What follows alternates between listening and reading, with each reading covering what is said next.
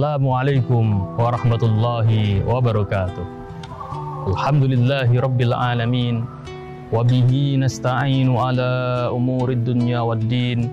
Wassalatu wassalamu ala sayyidina wa maulana Muhammadin wa ala alihi wa sahbihi ajma'in. Subhanaka la ilma lana illa ma 'allamtana innaka antal alimul hakim. Rabbi shrah li sadri wa yassir li amri wahlul 'uqdatam min lisani yafqahu qawli, amma ba'du. Para ikhwan akhwat yang dirahmati Allah, masih bersama kami dalam acara Khadijah, kajian agama di rumah saja. Alhamdulillah, puji syukur kehadirat Allah Subhanahu wa taala, kita dipertemukan kembali dalam keadaan sehat walafiat sehingga kita dapat berjumpa lagi dalam keadaan yang penuh bahagia ini. Para ikhwan akhwat yang dirahmati Allah, anak yang soleh terlahir dari orang tua yang soleh dan solihah. Suatu ketika kita bercerita tentang kisah daripada ayahanda Imam Syafi'i, yaitu bernama Muhammad Idris, yaitu Idris. Suatu ketika beliau berjalan menyusuri sungai, sudah berhari-hari tidak makan. Kemudian dia temui buah apel yang mengalir di sungai. Karena beliau merasa kelaparan, beliau ambillah apel tersebut dan dimakannya. Ketika sudah dimakan satu gigitan, beliau teringat, ini milik siapa kok tiba-tiba aku makan. Kemudian karena merasa bersalah, beliau menyusuri sungai dan mencari di manakah pokok daripada pohon buah apel tersebut. Setelah sampai pada pohon buah apel tersebut, beliau bertanya kepada pemiliknya. Datanglah beliau kepada pemilik buah apel tersebut dan bertanya, wahai tuan, aku seorang pelancong dari negeri yang amat jauh. Aku tadinya kelaparan sehingga aku memakan buah apel yang sudah hanyut di sungai.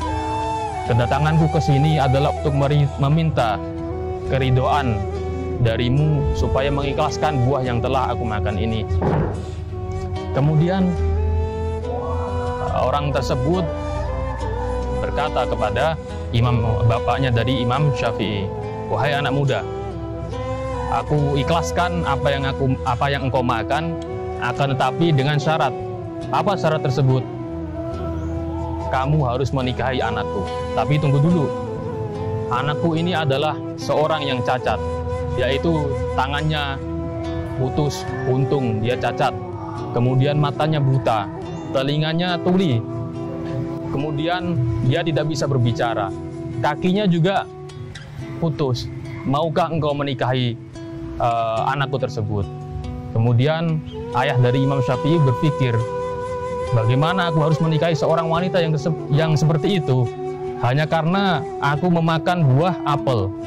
Akan tetapi karena beliau takut kepada Allah, karena hanya supaya mendapat ridho dari pemilik buah apel tersebut, maka dinikahilah anaknya tuan tadi. Kemudian setelah akad, beliau masuk ke kamar istrinya. Kemudian dia mengucapkan salam, Assalamualaikum warahmatullahi. Kemudian ada suara yang menjawab dari dalam, Waalaikumsalam warahmatullahi. Kemudian beliau terkaget, katanya istriku ini tidak bisa berbicara. Terus siapa yang menjawab salamku di dalam? Kemudian beliau masuk ke dalam dan istrinya itu berkata, wahai suamiku, aku ini adalah istrimu. Benar apa yang dikatakan oleh ayahku bahwasanya aku ini tidak bisa berbicara, aku ini tuli, aku ini buta dan sebagainya.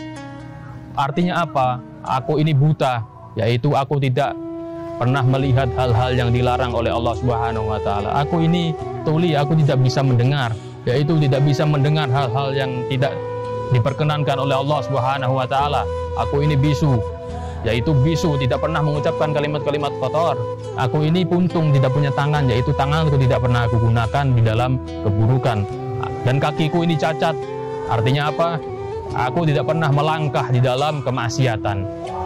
Kemudian dari orang tua yang seperti itu, yaitu istri yang solihah, kemudian suami yang soleh, terlahirlah Imam Syafi'i radhiyallahu anhu. Jadi seorang anak itu terlahir dari orang tua yang soleh, orang tua yang baik. Karena berkat didikan orang tua tersebut, akan menjadikan seorang anak itu menjadi anak yang soleh, yang berbakti kepada orang tuanya, bahkan menjadi seorang yang alim, yang namanya harum sampai sekarang, bahkan selalu disebut-sebut oleh umat Islam karena manhaj beliau, karena perjuangan beliau di dalam ijtihadnya, di dalam fikih. Mudah-mudahan kita semua diberikan oleh Allah Subhanahu wa taala keturunan yang soleh, solehah, yang dapat berguna bagi nusa, bangsa dan agama, dapat berbakti bagi kedua orang tua. Aqulu qouli hadza wa astaghfirullah li wa lakum. Assalamu alaikum warahmatullahi wabarakatuh.